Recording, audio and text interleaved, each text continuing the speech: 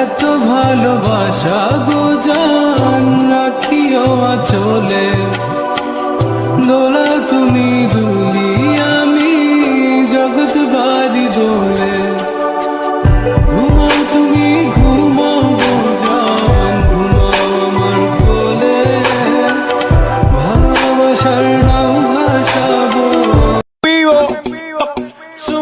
দেখো বেবি, আগে অন্যরকম ছিলাম, এখন লাইফ চেঞ্জ করে ফেলছি। আর নক দিও না।